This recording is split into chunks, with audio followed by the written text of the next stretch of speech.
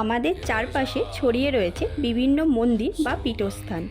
তার মধ্যেই অন্যতম হলো আমাদের আজকের ডেস্টিনেশন বাবা বড় কাছারির মন্দির। কথিত আছে ভক্তরা এখানে ভক্তি ভরে বাবাকে কিছু চাইলে বাবা কখনো তাকে খালি হাতে ফেরান না। বিশেষ করে নিঃসন্তান দম্পতির কাছে এই মন্দিরটি বেশ উল্লেখযোগ্য। এই মন্দিরে এসে পুজো দিয়ে ও প্রার্থনা করে অনেক নিঃসন্তান দম্পতি বাবার আশীর্বাদে সন্তানপ্রাপ্ত হয়েছেন। আজ এই ভিডিওতে আমি আপনাদের বিখ্যাত এই বাবা বড় কাছারি মন্দিরের সমস্ত ইনফরমেশন, তার সাথে মন্দিরের কিছু ইতিহাস শেয়ার করব। তাই ভিডিওটি স্কিপ না করে অবশ্যই লাস্ট অবধি দেখবেন।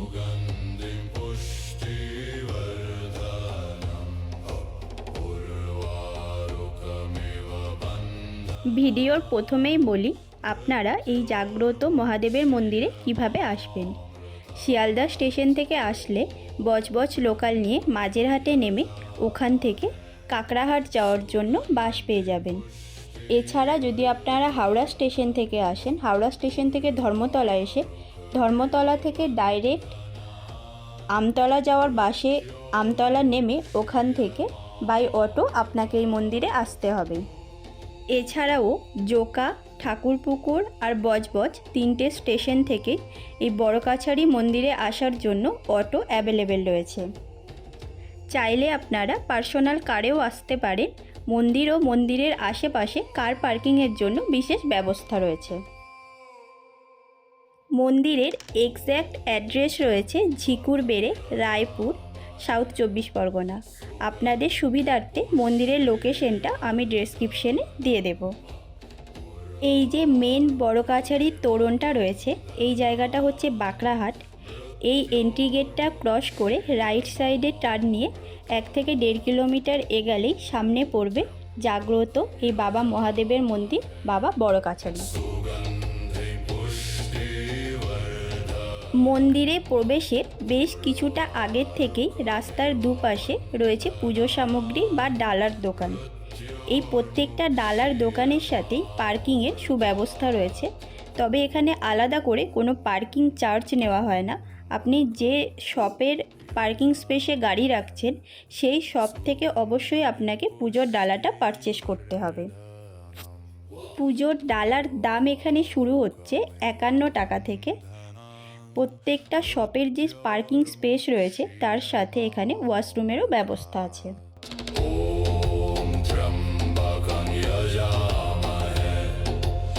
এই মন্দিরে সাধারণত সারা বছরই ভক্তরা আসেন, তবে সোমবার বা বিশেষ কোনো তিথি যেরকম শিবরাত্রি বা শ্রাবণ মাস, এই সময় এখানে ভক্তরা বেশি পরিমাণে আসেন বাবার দর্শনে ও পুজো দিতে।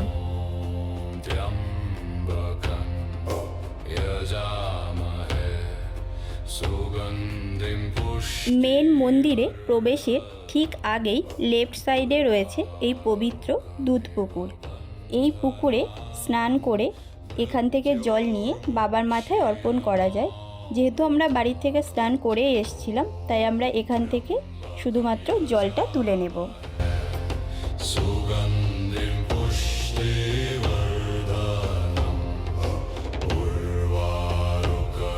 এই দুধ পুকুরের ঘাটের পাশেই রয়েছে সাবিত্রী মাতার একটা মূর্তি। যে সমস্ত মা বোনেরা বিবাহিত তারা এই মূর্তিকে সিঁদুর, শাখা ও লোহা দান করেন।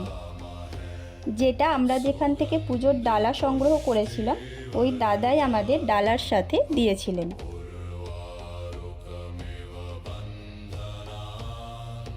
বাবা বড় কাছারির এই মন্দিরটি রয়েছে একটা বড় অশ্বত্থ গাছের নিচে, আর তার নিচেই রয়েছে এক বহু প্রাচীন শিবলিঙ্গ। এই মন্দিরের ইতিহাস ঘিরে নানান অলৌকিক ঘটনা শোনা যায়। তার মধ্যে যেটা সবথেকে বেশি শোনা যায় নবাব আলীবর্দী খানের শেষ শাসনকালের কথা। 1755 সালের সময় মারাঠি বর্গীরা আক্রমণ করেছিল এই বাংলায়। আর এই মারাঠি বর্গীদের আক্রমণ থেকে বাঁচতে এখানকার স্থানীয় মানুষজন বাধ্য হয়ে পাশের এক জঙ্গলে আশ্রয় নেন। এই জঙ্গলটা আসলে ছিল একটা শ্মশান। জনশ্রুতি অনুযায়ী এই শ্মশানের পাশেই স্বয়ং ভূতনাথ শম্ভু রাত্রিবেলায় বিচার সভা বসাতেন। তখন এই স্থানটি ভূতের কাছারি নামে পরিচিত ছিল। তারও কিছুকাল পরে একজন সাধু ব্যক্তি এই জঙ্গল দিয়ে যাওয়ার সময় এই শ্মশানে আশ্রয় নেয়। সেই সময় এই জঙ্গলে থাকা মানুষজনের যার যা সমস্যা সেগুলো এই সাধু ব্যক্তি সলভ করতেন। তার বাণী অনুসরণ করে চললে এখানকার মানুষজনের আর কোনো রকম অসুবিধা ছিল না।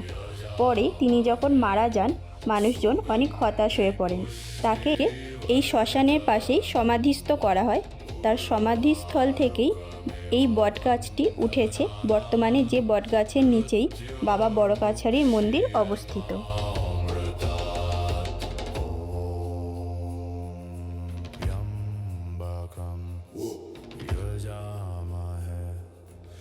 এই মন্দিরে প্রত্যেক দিন বহু মানুষজন নিজেদের মনস্কামনা পূর্ণ হওয়ার পর দুধ পুকুরে স্নান করে বাবার মন্দিরের চারপাশে দণ্ডি কাটেন।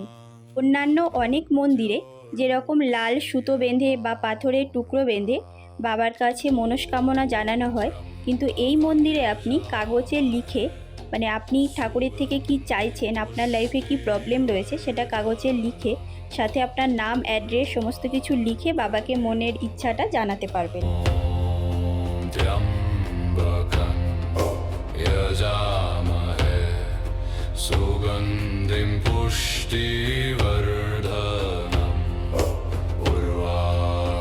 অন্যান্য মন্দিরের মতো এই মন্দিরেও ধূপ ও মোমবাতি জ্বালানোর জন্য মন্দিরের বাইরে আলাদা একটা স্পেস করা আছে। এই মন্দিরটি সবথেকে বেশি প্রসিদ্ধ নিঃসন্তান বাবা মায়ের কাছে, কারণ এখানে মানসিক করলে অবশ্যই সন্তান প্রাপ্তি ঘটে, এরকম এখানের প্রত্যেকটা মানুষের মুখে শুনলাম। আমি এখানে অনেকে গোপাল ঠাকুরও দিয়ে যেতে দেখলাম, আবার অনেকে নিজেদের বাচ্চার ওয়েটের সমান বাতাসাও এই মন্দিরে দান করছেন। প্রায় 250 বছরের পুরানো এই মন্দির দর্শন করে ভিতর থেকে একটা আলাদাই শান্তি অনুভব করছি।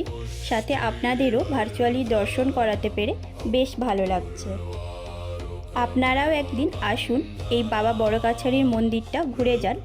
কথা দিলাম আপনাদেরও ভীষণ ভালো লাগবে। এবার বলি একটু খাবারের কথা।